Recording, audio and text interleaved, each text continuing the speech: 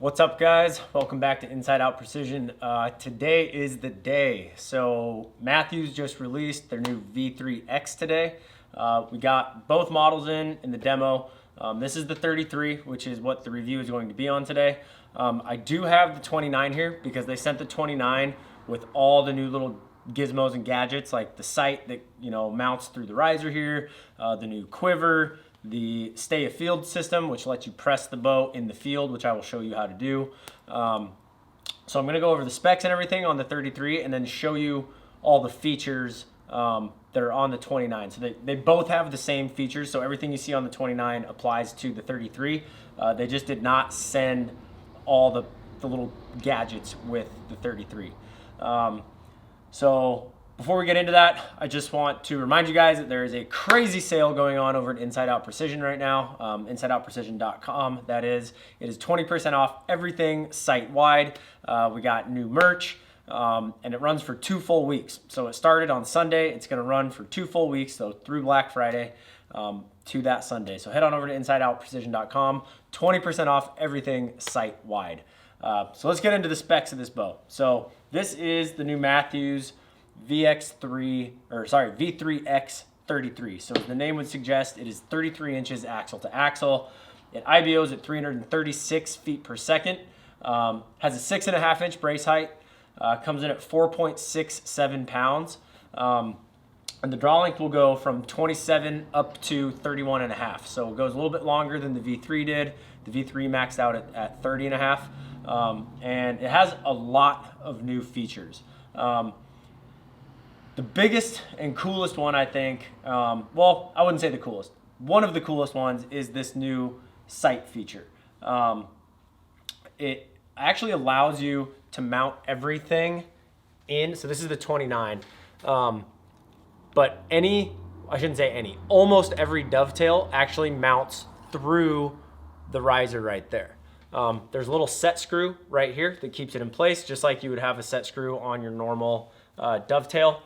And what that does is keeping that sight in the center of the riser just eliminates that weight on the side of the bow that wants to get that bow to tilt over. It does not work with the black gold, the wing truss, which is on like their pro sight. That will not fit, but it does fit Excel, it fits Spot Hog, it fits HHA, it fits Option. So almost every dovetail on the market, the most popular ones, will fit in this new sight mounting system. If you don't have a dovetail, you can obviously still mount your sight to the side of the bow, just like in years past. But definitely a cool feature there. The other really cool feature is this stay afield system, which I will show you here in a minute. Basically, this allows you to press your bow without a bow press and make, like if you bust your serving in the field, or, you got some peep rotation after hunting and carrying your bow around all day. It allows you to service your bow without having to leave the field and go to a pro shop, which is a pretty cool feature. So I'm going to show that in a minute, but we'll get back into some of the other specs on this. So it's pretty similar to the V3 in terms of the riser. It still has the switch weight cam system, so you can go anywhere from 60, 65, 70, or 75 pound peak weight. Really similar design. Obviously the 33 with a 6.5 inch brace height versus a 6 on the V3. It's got a little less reflex to the riser, so the riser doesn't have as much reflex here.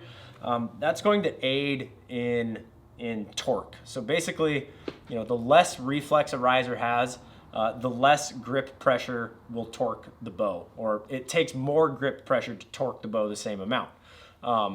That's why target bows usually have a pretty straight riser or even a deflexed riser, because again, the less reflex a bow has, the less grip pressure will affect the torque of that bow.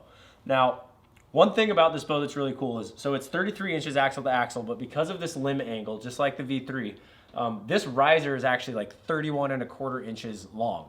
So like I was holding this up next to my TRX 36 up here, and this riser is pretty much as long as the riser on the TRX 36. So this bow aims like a freaking target bow. Granted, this is right-handed. I actually shot it left-handed, and it even held well for me shooting it left-handed. All the guys here today shot both the 29 and the 33. I think the 33 is going to be the more popular bow out west. I think back east where, guys are hunting out of tree stands, the 29 is a little more maneuverable, probably going to be a little more popular. But this bow aims crazy well. It draws much smoother than the V331. The V331 had a pretty good little hump, right before it broke into that valley. This bow does not have that, and it is smoother and quieter. And I know every year they say, oh, it's smoother, quieter, whatever. Usually they feel about the same to me. This year I can honestly say this bow is smoother on the shot, and there is hardly any noise in this thing.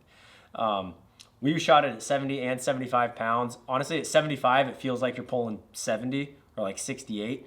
And at 70 pounds, it feels like you're pulling 65 pounds. So you're gonna be able to shoot, maybe a little heavier arrow at a higher draw weight, get more kinetic energy and momentum, and really get a bow that hits hard. This is the new granite color. They've got pretty much all the same colors as last year, but they added the granite. So if I believe this is all of them. So you've got the granite, ambush green, black, stone, Sitka Subalpine, elevated 2, Under Armour all season, and Realtree edge. So there's a ton of colors to choose from. As usual, you can get on their bow builder, mix and match limb colors and bow colors and string colors and all that. I will warn you, if you are going to do that right now, you're probably going to be waiting 8 to 10, 12 weeks for your bow, because they're really focused on just getting all the dealers their orders right now, their programmed orders. But this granite is really slick looking. It's kind of weird. It almost, depending on the sunlight, sometimes it looks a little more brown, other times it looks a little more gray, but just a good neutral color. Everything matches up well with it. And yeah, it's just a really good looking bow. Some of the accessories, so as you can see on this bow, so this is their new, I think they call it the Low Pro single piece detachable quiver. It holds, this thing is so close to the bow. Like, I don't know if you can see very well from right there, but this is every bit as close as you're gonna get like a tight spot or a Q-Lite, and it's a true single piece. It weighs nothing, and it comes off so slick. It's got this little quick release down here, and then you just rotate it, and boom, pops right off. One thing we noticed, so this will not work with this Hamskea rest. So we put a Hamskea on the 33 demo. The reason for that on the demo is because if you put the integrated rest on here, different draw lengths require that cord to be in a different place, and the rest won't drop. So we put a limb driven on here, but with the Hamskea on here and the Mathews quiver, the arrows hit the rest here. They might still have the spacer kit. I don't know if it'll push it out far enough. So that's something to think about. If you want to run their quiver, you might be forced to run their integrated rest. On that note, I believe word on the streets is Hamskea is working on an integrated mount, which if that happens, like, I will be in love for any bow, because I mean PSE has integrated, Mathews has integrated, Hoyt has integrated, and I'll pick a Hamskea over a QAD rest any day of the week. But something to keep in mind with their quivers, the Hamskea rest will not clear your arrows when they're in the quiver. So I'm going to show you some of the features now, up a little bit more close up on the 29, because like I said, it came just fully decked out. Again, the 33 has all these same features. It just didn't come, our preview bow did not come like that. So, okay, let me come over here. Turn that around. Okay, so a little bit better look at that sight system here. So you can see how that mounts through the center of the riser there instead of on the side. Again, it's going to keep just that weight more over your hand instead of off to the side of it. This is their new 2-piece detachable quiver. Really slick looking. You can get it in all the different colors. Again, if you run a Hamskea or almost any rest besides the integrated, you're going to have clearance issues with your arrows, so that's something to consider. This is just the flatline stabilizer, still the same thing. Now on the cam, so it's basically the same switch weight cam, but you'll see these little posts right here, and that's what we're going to use for the they call it the SAS, or the stay afield system, and that's what's going to allow you to press the bow essentially without using a bow press. So I'm actually going to get the camera set up on this real quick, and I'm going to do it for you. Before you do that, they say to take 4 turns off the limbs because you actually have to pull this string towards you a little bit to get those cams to rotate. I noticed it was still pretty stiff at 4, so we did 5 turns off, and it was fairly simple. So I'm gonna get this set up so you can see really well, and then I'm gonna actually show you how to do that for both the main string and the cables. Okay, so you can see we've got the bow. You lay it quiver side down. I've got the limb bolts backed off like 5 full turns. Now, if you have the 33, this cord is for the 29. If you have the 33, you need to buy the one for the 33 because obviously it needs to be longer. But we're gonna attach it to the posts on the cam here that are closest to the string. So this is how to service the main string, how to get the main string loose. So you're gonna hook the top or the bottom, whichever side, push that string down on the other side of that string stop. And you're just gonna pull that string towards you until you can rotate it far enough to get this loop over the other peg here. And once you get it on there, I can let that string up and see now my string is totally slack. So if I need to rotate my peep a little bit, you know, I can detach the string off the bottom here, rotate that a little bit. Or let's say, you know, I need to reserve it or something like that. You can make minor adjustments in the field. Now, if you happen to derail your bow, this is not gonna work because once that bow derails, those limbs are gonna be so far apart, there's no way you're gonna be able to get them close enough to get this cord hooked up. But it's really simple to get it off. So once you have it in there, you're just gonna, well, it's easier if I show you like this. So you're basically just gonna grab this, you're gonna slightly draw the bow and just shake off that bottom one. And now the bow is back together. Now for the cables, it's going to be similar, but we're gonna use the inner hooks. So for the cable that you want to let loose, so the yoke comes down and attaches to the bottom cam here. If I want to loosen the bottom cable, I'm going to attach to the inside hook of the cable that I want to loosen. So I'm gonna cross actually. So I start on the top, the same one we hooked onto to the string on the top, but I'm gonna pull this cable, again, pulling that cable towards me until I can get that hooked up. I let it loose, and now this cable is slack. Now if I wanted to loosen this cable, I would just flip-flop this. I would put this cord on the top peg and this end of the cord on the bottom peg. Now you can't draw your bow to let it loose once you do this, so you're just gonna pull on that cable again and then slowly let it up. You know, this would be something like, let's say you're out hunting and you notice like, man, everything's hitting a little bit low, and you weigh your bow or something back at camp and it's only making 68 pounds instead of 70. You know, I could loosen both these cables up, put a couple twists in here and be back up to weight. So definitely a cool system. You know, it's not gonna work on a catastrophic failure, but for minor things like I said, getting your peep rotated, you know, if I got some serving that's coming loose down here and I need to get that cable off and reserve that or patch it, I can totally do that. Just saves you a trip of going back into the bow shop for something silly that you could be able to do yourself out in the field. So definitely a cool system there. It's simple, it's easy. You know, this weighs nothing to throw in your pack. And yeah, it's just a cool feature. You know, it's not gonna make the bow shoot any differently or any better, but it's just, you know, adding to the bells and whistles of these new bows. So yeah, that is they call it the stay of field system, and it comes for both the 29 and the 33. You just need to make sure you get the right cord for the model that you have. Okay, so I've kind of shown you all the new features of this. I know a lot of the questions I'm gonna be getting are, you know, is it really worth upgrading from my V3? You know, how much better is it than the V3? In my opinion, if you already own a V3, other than the little bells and whistles on the 29, you know, it's probably not gonna feel that much different to you. But if you're a little bit longer draw length guy, the 33, the string angle is so much nicer than on the 31, even though it's just 2 more inches. I'm just so much more comfortable shooting a bow at this axle to axle. I have a 30-inch draw length. It's much more comfortable for me to shoot a bow like this than it is a 31. On top of that, like I said, the less deflex in the riser, it's a lot less torquey. You're only sacrificing, so last year they were 342 was the V3 31. The V3X 33 is 336. So you're only sacrificing 6 feet a second, that is nothing. I mean, that is less than the blink of an eye. So for me, you know, I will take accuracy over speed any day to a certain point. Obviously, I don't want a bow that's shooting 220 feet a second. But if all I have is a bow that goes fast, but I can't hit anything with it, or I'm not as consistent with it, all I do is miss fast.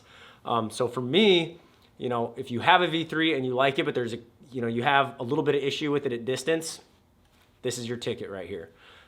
So I think the biggest difference is draw cycle.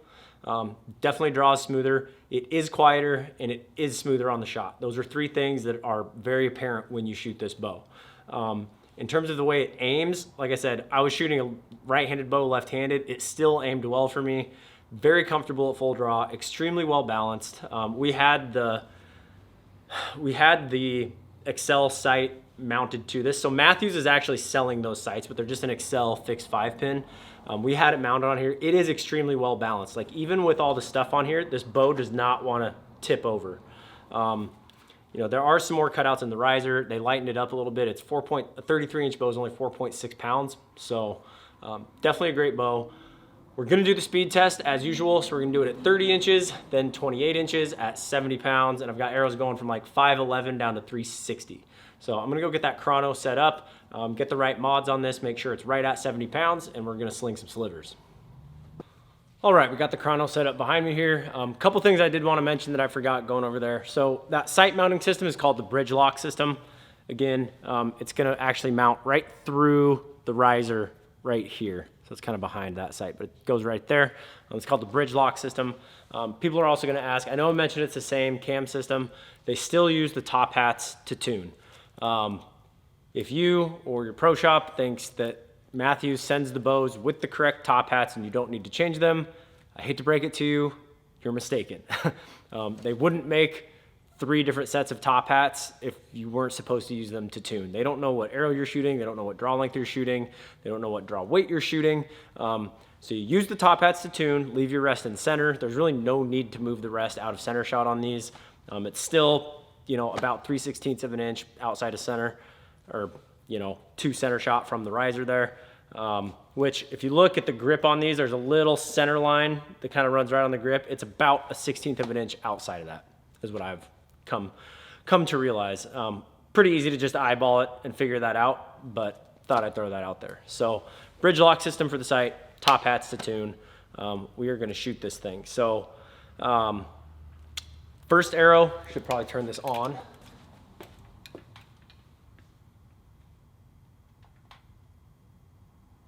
All right, there we go. So this first arrow, this is a 511 grain. It's an FMJ 250. Again, this is 70 pounds. This is at 30 inches. This is a right-handed bow. I am left-handed, so yes, I know I look like an idiot drawing it. Bear with me. That's still just like butter, though. All right, 511. 277, no slouch. Okay, next arrow here. This is 480 grains, or 479 if you want to be picky.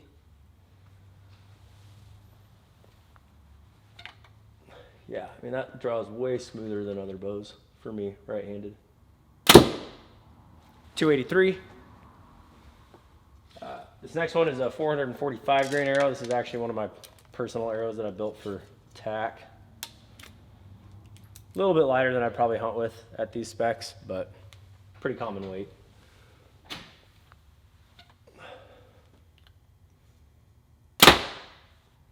.288.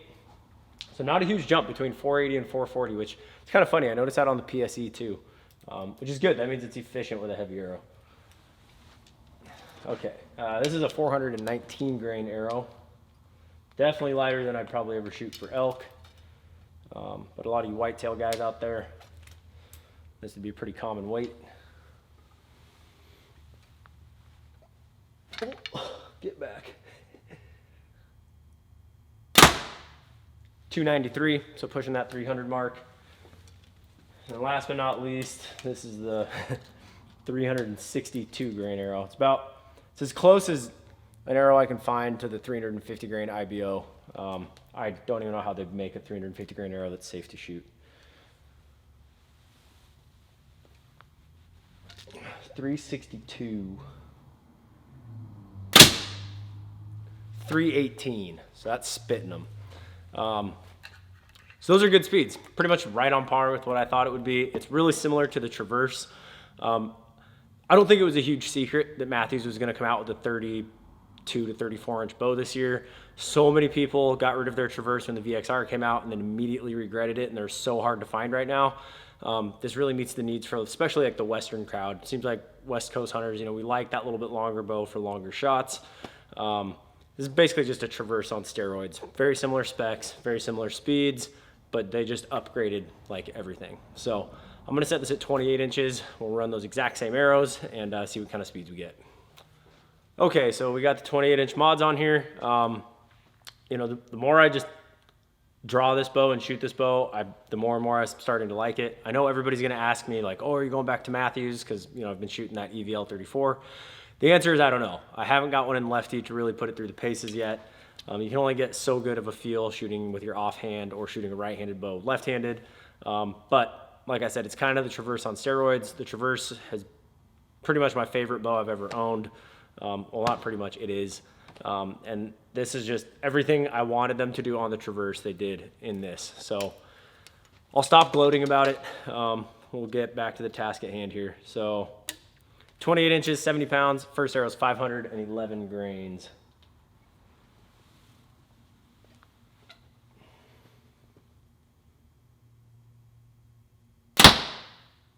.254. This next arrow is 479.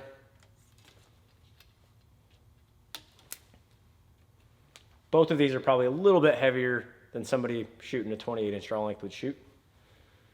Maybe not though.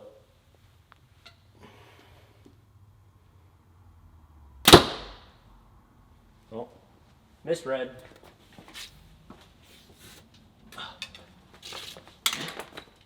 That said 107. It's not shooting 107. Okay. 479.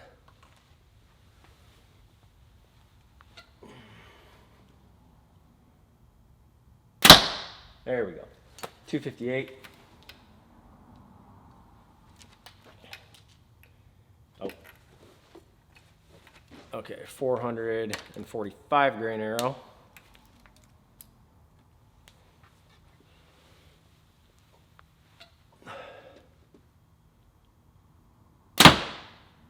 .275. So bigger jump at 28 inches between the 480 and the 445 than at 30 inches, which is interesting. 419. It's weird. Both these, the last arrow and this arrow would be pretty common arrow weights, for somebody with a 28 inch draw.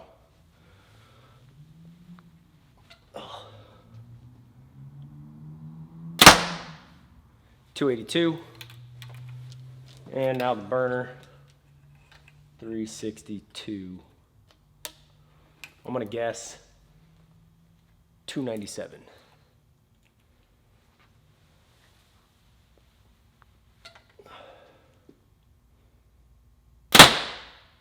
.304. I like it when it overperforms my expectations. So there you have your speeds. I mean, pretty much exactly kind of what I was expecting. It's not the fastest bow on the market, but it is certainly efficient, and it's got plenty of speed to do whatever you want. Like I mentioned earlier, I will gladly sacrifice 5 or 6 feet a second for more forgiveness and more accuracy. 6 feet a second is it's less than the blink of an eye. If you shot 2 arrows and at the exact same time one was going 6 feet a second slower, you'd hardly even hear the difference in impact. It's like whack. So anyway, get down to your Mathews dealer, check these out. Like I said, we just got these 2 demos in today. We should be getting like 30 bows. We cannot ship these, okay? If a dealer is shipping you a bow, they're breaking the rules. There is no shipping new bows. So, if you can get to the shop, get one of your friends to come into the shop, buy the bow in person, you got yourself a new bow. But we can't ship these, so please don't ask. I highly recommend trying them out. Like I said, if you've already got a V3, it's a little minor differences. It's going to be your call on whether or not it's worth the upgrade. But if you got a bow that's 2, 3 years old, 4 years old, 5 years old, this is definitely one you're going to want to be looking at if you're looking to upgrade. So thanks for watching today, guys. Remember to head on over to InsideOutPrecision.com.